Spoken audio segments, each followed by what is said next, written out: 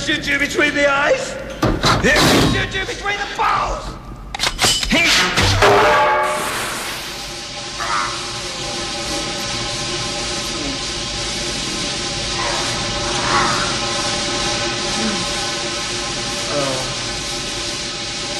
Let off some steam, Bennett. So, I'm here with the fantastic Vernon Wells. Big Star, Mad Max, Commando, Power Rangers, which I completely forgot that you were in. So tell me, because I mean, let's face it, Commando is Arnie going around smashing stuff with a lot of really good antagonists, with you being the main antagonist. I mean, did you have to like kind of kick your game up? Because you know it's going to be like a massive film. Nope. No? Just did your... I actually just did what I normally do. I don't know. I don't have that attitude of walking on set and thinking that I have to piss higher up the wall than the star. No, of course not. And I just like to go on the set and do my job. Yeah. And unfortunately, I do work with a lot of actors who feel obligated to try to piss up the wall higher than I do, which I always find ridiculous because if you get in a competition with me, you are actually going to lose. You know, it's like, don't take it to that level because I am seriously going to continue to do my thing. I just love what I do, and I love working with people where I can make it work. And the nice thing about Commando was, regardless of how good or bad an actor Arnold was, he was the character. And so therefore I had this real cool opportunity to just play against him, and apparently I was not the first choice. They actually hired someone else. Oh, really? And I got brought in later in the film. So it was kind of interesting for me to come in, and Arnold wasn't that sure of me when I first arrived. In fact, he thought it wouldn't work, and he was talking to Joel Silver, the producer, sort of saying, you know, I really don't think this is going to work. I need a man to be against me, you know, like, because he thought I was very soft. And after we did one scene, he kind of went, you know, I'll work with him if you promise never to give him a real knife. You know, 'cause I was just, you know, that's the way I work. I just I create a character and then I stay with it. I just don't vary from that. You make psychotic cool. It has to be said. So, so let's talk about Mad Max then. So we've got lots and lots of pictures here. If we have a little bit of a panning shot through here. A panning shot. Yeah. This is a panning shot. The eyes. It's in the eyes. You just. So how close would you say you are in real life to being a complete lunatic?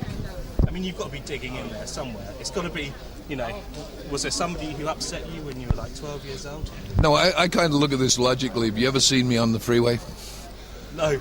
Mad Max has nothing on me on the freeway, dude. If I could seriously get out of my car and rip the doors off some of their cars and beat their... I'm not the happiest child on the freeway, and I think that's where all this comes from. I just remember being held up in traffic on the freeway and wanting to eat somebody. So it wasn't really difficult. But Mad Max, the character in that, George Miller said to me when we first started, because that was actually my first film, so I was like the newbie on the block. And I was terribly afraid of the film because I didn't want to mess it up. And so I was very conscious of the fact that a lot of the film would rest on what I did, not so much on me as an actor, but me as a character bringing something to the film.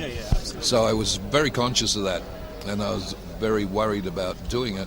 And I said to George one day, I said, in pre-prep, when we were trying to work out characters, I said, you know, why? And he said, what do you mean, why? And I said, why this kind of attitude from him? And he said, well, let me ask you a question.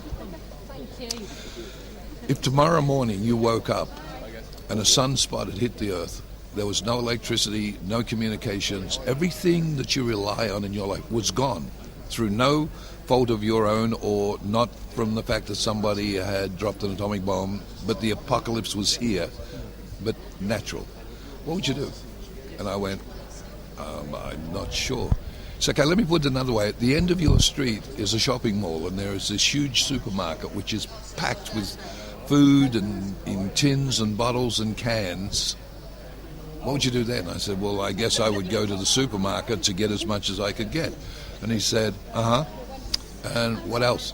I said, well, I'd probably take people that I liked, like my friends, and we would get it ourselves. And he went, oh, what, then you'd leave it? And I went, well, no, that would be my survival, so I would probably have my friends and we would stake this out as ours, and we would fight to keep it. And he went, And it all starts making sense. Yeah, right doesn't it? there, I went, oh, I get it now. And that was the whole point. It had nothing to do with who he was. What it had to do with was every one of us innately has a survival instinct. How we show that survival instinct varies. His way of showing it was to be the character he was. He was always demonstrative. He was the one out in front. He was the one that would do the things that nobody else wanted to do, because that was his natural personality. And that was, a lot of that he worked off me, because number one, I'd been a football player, playing Australian rules football, up until like 6 months before we did the film. So I had that attitude. I came from living on a farm when I was a kid. I rode horses, I rode motorbikes, I did all these things. So I was the epitome of the manly butch asshole, you know, like drink a beer and kick the dog sort of thing. Yeah. So that was the attitude I already had. You know, it was that great Australian idiom, you know, a real Australian man has a beer in one hand, a pie in the other hand, the dog at his feet, his pickup behind him, and, oh yeah, there's a woman in there somewhere. And that was my attitude. That was what I grew up with. So I had that attitude, and that was what George used. He just let me run riot with who I really was, but not the insanity part of it. That just came out as the character. But I also, it's funny that you said about how close am I to being the insane characters I play. Deep down inside, I worry sometimes that to get what I get and to find where it is, there has got to be that character or characters somewhere in my psyche. And it scares the shit out of me, because I sometimes think, what would happen if I was actually pushed to the wall? Would I revert to being that character? And I think I would. And so it's that thing where you look at it and you go, there's a lot of truth in all of this, and that's worrying. I get to show it a lot. That's what I like about it, is actually all that aggression that I've built up comes out on the set, and I get to kick the shit out of people who get up when I'm finished and go, cool dude. You know, and I love that. It's like I say to people, I get to use guns and shoot people, and when the director yells cut, they all stand up and go, that was so cool. So how old were you when you did Mad Max? I was 36.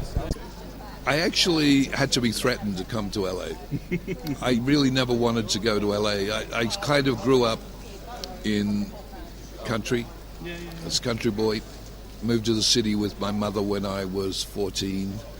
I had no ambition to come to America. There was 300 million people and I was one, you know. I figured that I was totally outnumbered.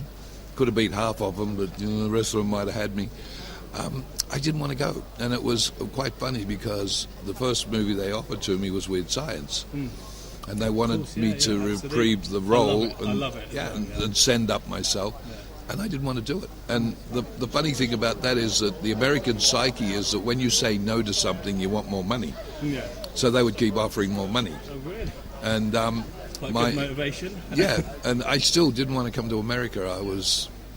Didn't interest me, and my manager in the end said to me, you got two choices, you either get on the plane or we break your legs and put you on.